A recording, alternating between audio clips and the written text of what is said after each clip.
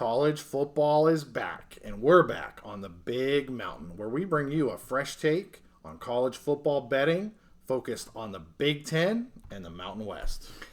It's good to see you again. If you're a first-time viewer, welcome. My name's JY, and this is my good friend Steve. And in this episode, we want to do a little bit of a reaction video to the UNLV victory over Vandy. Steve and I both watched that game, and a lot of fun to watch. Great game. And again, if you're new to the channel, we like to pick bets. I do from the Mountain West. Steve does from the Big Ten. So I'm going to drive this episode a little bit, just being the Mountain West guy, but Steve's going to certainly chime in with his thoughts as he watched the game. So a 40-37 victory for the UNLV Rebels. They actually were getting 4.5 points, which was one of my picks. I picked UNLV plus 4.5, so clearly covered because they won straight up. Let's go down to a couple team stats here. First downs were even, 21-21.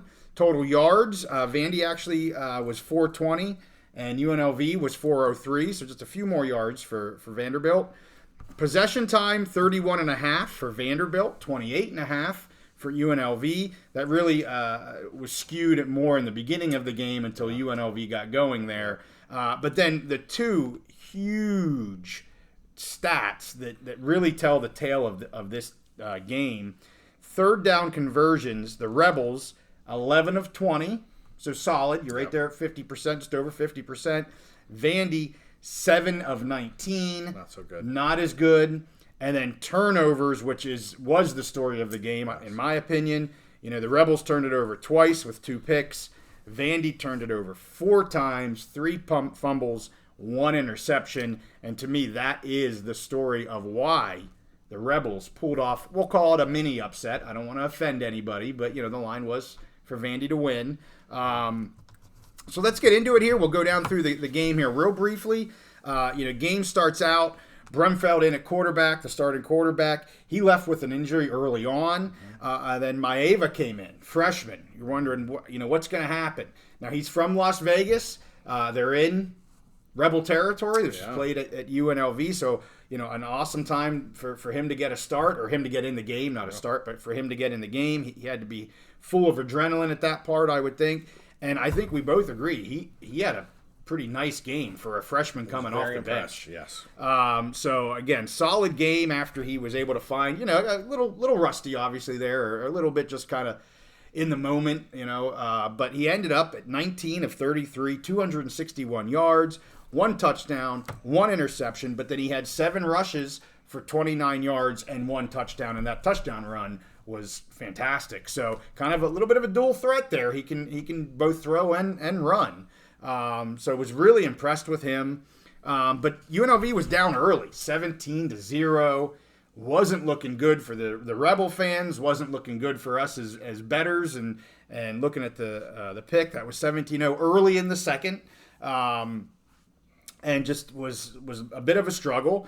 And then the first touchdown that they had was a pick six for Vandy. Yep. That was on the starter, right? That was that was on Brumfeld before he left the game.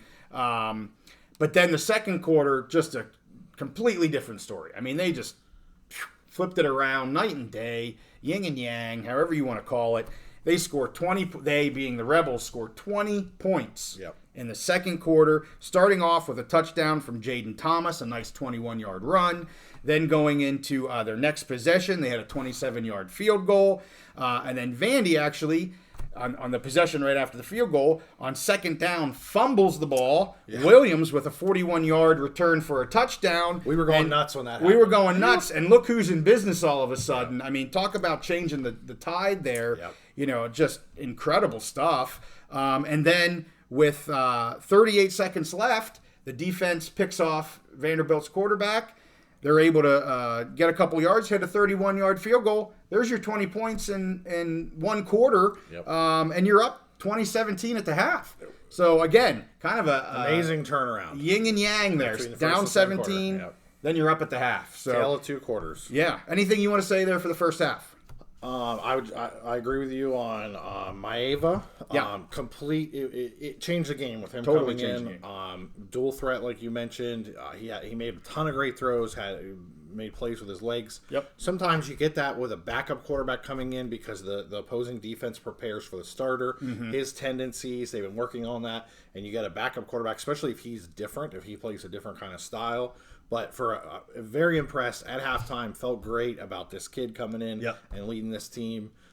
Freshman at home, awesome, exciting game. Really cool. Happy for him. Yeah. And, I did leave out the D there a little bit, but they had a great second quarter, too.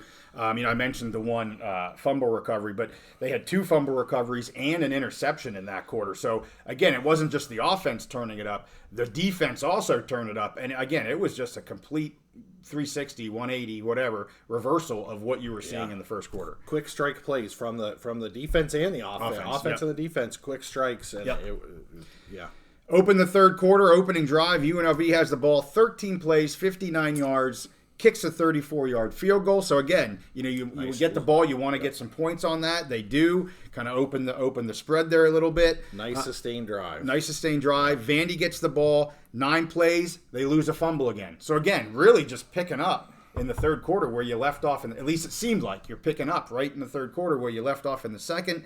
After the fumble, UNLV has 8 plays, 56 yards. Ends, I mentioned the Maeva touchdown run, ends with a 24-yard beautiful touchdown run. It was wonderful. They're up 30-17. Again, just rolling.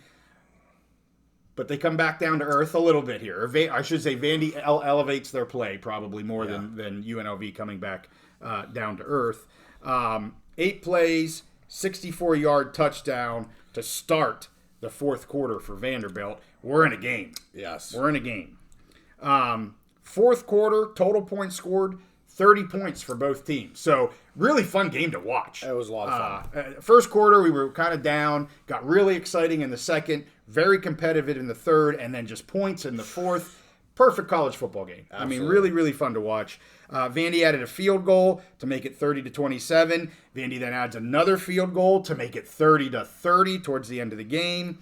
They trade touchdowns. And then after Vandy misses a 33-yard field goal with 44 seconds left, which potentially could have had them winning the game, missed the field goal. UNLV, they have a 48-yard pass play, Maeva to Ricky White to get them down into field goal range. They kick the field goal, 36 yards, 5 seconds left. Rebels win the game.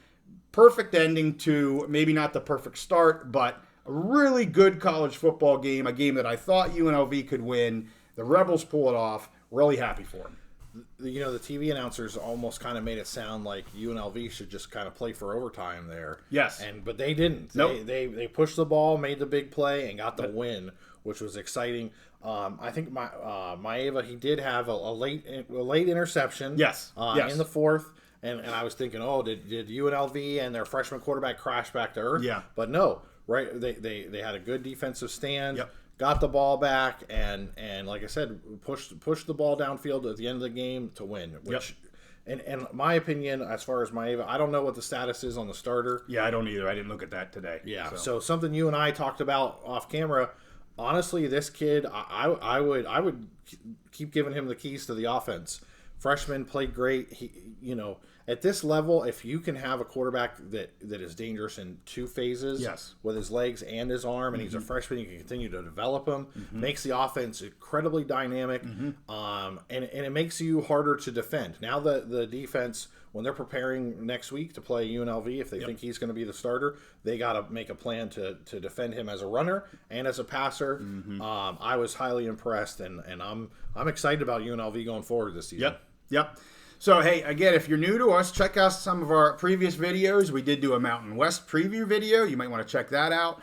I'm not going to tell you where I have UNLV in the conference there. Go check that out. You'll see where we have them. But, yeah, hey, we thank you for tuning in. Really happy for UNLV Rebels here. Always like to see my Mountain West teams win, especially against an opponent SEC like a team. Vanderbilt, an SEC team. Yeah. Fantastic. So, just a great showing. Mountain West keeps racking up wins over Power 5 programs. Absolutely. That's the story this year so far. Yep. So, hey, good to have you here. Thanks for tuning in. We'll see you next time on the Big Mountain.